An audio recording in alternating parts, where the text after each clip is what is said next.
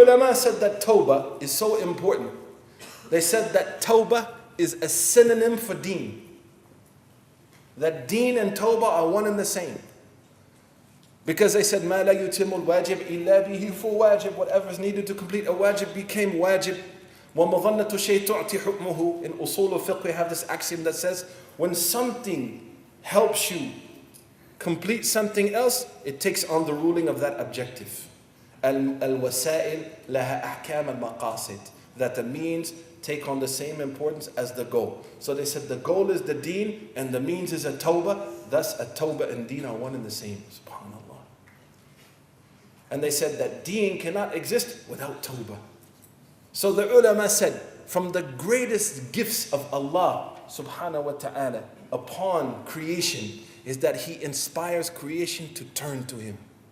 Because the first maqsid from the maqasid al-sharia, the first objective from the objectives of sharia is the protection of the deen. And the best way to protect the deen is to protect the hearts of those who carry the deen. So when Allah subhanahu wa ta'ala turns to His servants, mara'atul masalih, to look after what's beneficial for them. So they said, ثُمَّ تَابَ عَلَيْهِمْ لِيَتُوبُوا. Allah subhanahu wa ta'ala turned to them. And this lam is called lam ta'lil. I don't know if you have it in Malay language, which means so. He turned to them so they would repent to Him. Number two, we might not repent to Allah, not out of despair, but out of negligence, al-ghafla. You know, I got a long life, man. Who cares? One of our brothers just died yesterday in California. May Allah forgive him. He was getting out of a car to help someone in an accident and he got hit by a car. Brother Tariq. But some of the scholars said something nice to the young brothers and sisters.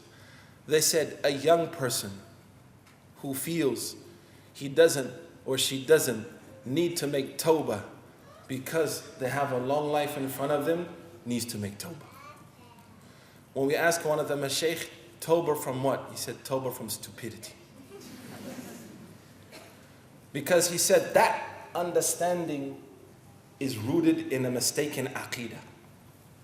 And mistakes in aqidah are dangerous, man. That you think you know when you're going to die. Hassan, the son of Ali ibn Abi Talib, when he was young, he's a teenager like some of you here. Or maybe in your 20s like some of you here. Maybe in your 30s. But he was seen by someone sitting and crying. He was like 19. And they asked him, why? You're such a young guy. Why are you crying? He said, when you start a fire, you start with the small pieces of wood. I'm worried when the hellfire starts, it will start with the youth. Look at his seriousness. The chronic sense of silliness amongst young male Muslims is worrying. Xbox for 8 hours a day, man. 8 hours a day? How you gonna be someone's husband, dude? You're not gonna black ops your wife?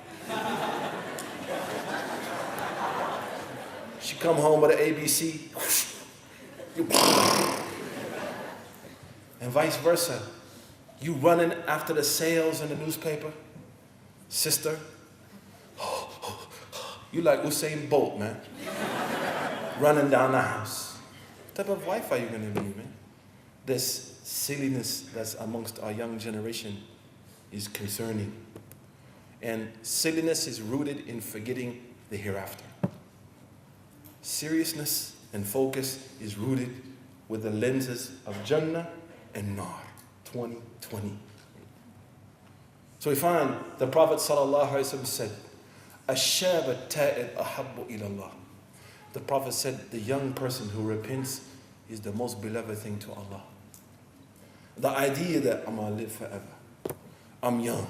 The stupid song, Forever Young. You 41 years old, man, singing about forever young. Jay-Z was popular when I was 19. That's how old he is. And he got a song, Forever Young. Get out of here.